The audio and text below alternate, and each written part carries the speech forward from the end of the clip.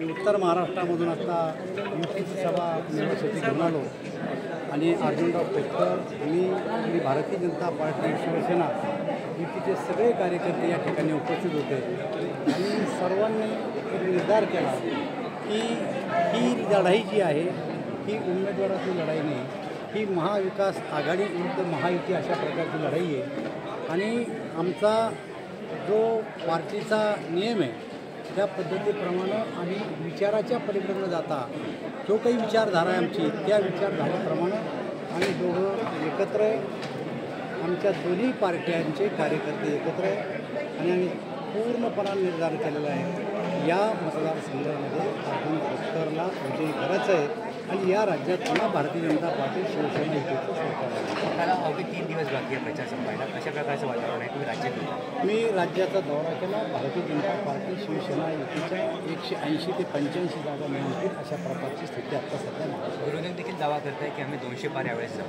मला असं वाटतं की विरोधकांनी जर असा प्रकारचा दावा नाही केला तर 25-30 पुढे जाणार नाही आणि त्यामुळे त्यांना 25-30 पुढे जाण्यासाठी अशा प्रकारचा दावा विरोधक करतात.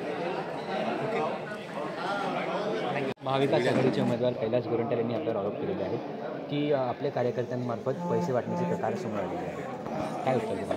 काय ते आता पिसाळलेलं आहे. आता त्याच्या पायाखालची वाळू पिसरलेली अनाप शनाप काही आरोप तो करू शकतो. त्याच्या आरोपाला उत्तर देण्याची मला काही गरज नाही. तो आरोप करतो म्हणजे का सत्य आहे का ते? उलट पक्षी त्याचेच लोक ते करायला लागलेत. आम्ही त्यांना पकडून देऊ आता. स्वतःवरचे आरोप झटकून साधण्यासाठी असं करायला लागलेत. ते काही तथ्य नाही त्याच्या बोलण्यामध्ये. पिसाळलेला माणूस काही बोलू शकतो. आज जालन्यामध्ये रावसाहेब दानवे यांच्या उपस्थितीत बैठक झालेली आहे. कसं वातावरण आहे? कारण प्रचाराला अवघे 3 दिवस शिल्लक आहेत. काय नाही, अत्यंत पॉझिटिव्ह आहे.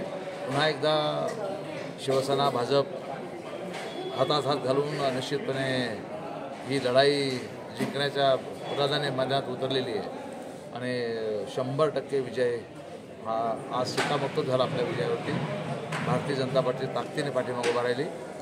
काही आता तक्रारबाजी राहिली.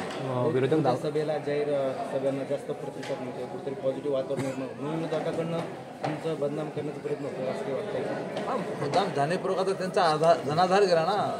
जनाधार गेलेला माणूस काय करू शकतो की असं काहीतरी खोटं नाटक करायचं, लोकांची दिशाभूल करायची. त्यांनी काही जरी केलं तर आता अवघड आहे. निश्चितपणे विजय वन वे विजय.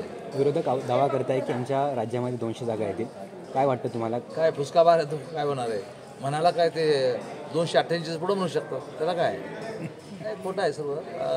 युती महायुती जोरात आहे आणि बिलकुल 250 जागापर्यंत आम्ही जाऊ.